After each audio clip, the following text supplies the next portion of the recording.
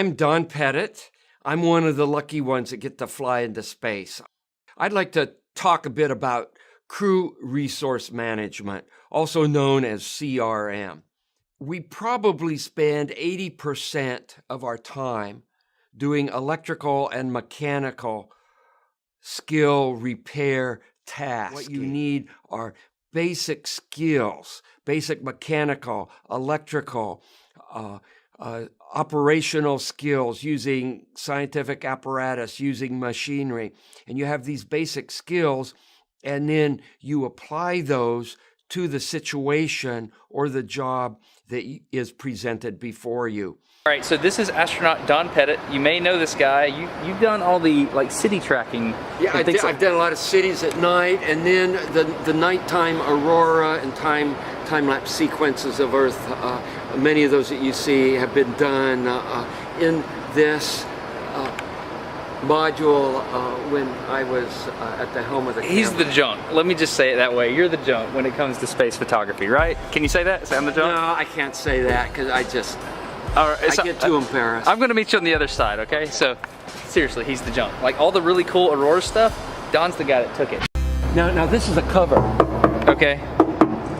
So we call it a shutter, and it protects the windows from micrometeorites. Okay. The shutters are closed, the windows are protected, and also thermally insulates the windows from the radiation environment of space. So can you shut these things from the outside? No, you can open and close them from the inside. Oh, okay, wait. On the inside, you're throwing a lever or something. Yeah, you're turning a knob. And it's opens. Yeah. On the outside. On the outside. How do you do that and maintain a pressure seal between them? O-ring type seals. No, you don't. With a rotating shaft. All our hatch seals are O-ring type seals. Yeah, but how? My brain's up here. Let's go inside. We can see it. Okay. Watch your head. All right. Oh. Oops, thunk. So you have a whole series of O-rings in here, and a shaft that you rotate. So I mean, like on the space station, how many of these would you have? 7, because we have 7 windows. What happens if you get a leak on that? Then you have a leak. You just have a leak, and what you would do is lose air.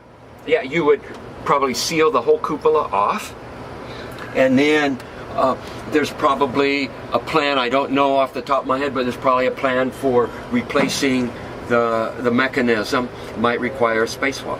So my question is, how can you operate a lid on the outside of the space station by manipulating something mechanical on the inside of the space station without losing air pressure? It's called real good engineering.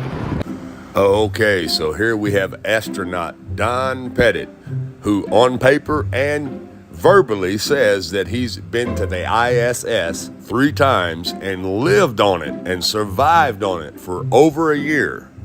I'm a NASA astronaut, and I've had the good fortune to have flown 3 times to the International Space Station. I've spent a total of over a year living on the International Space Station.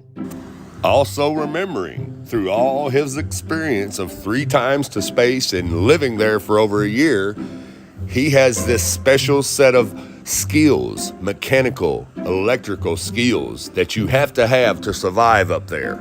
What you need are basic skills, basic mechanical, electrical, operational skills, using scientific apparatus, using machinery. And you have these basic skills, and then you apply those to the situation or the job that is presented before you.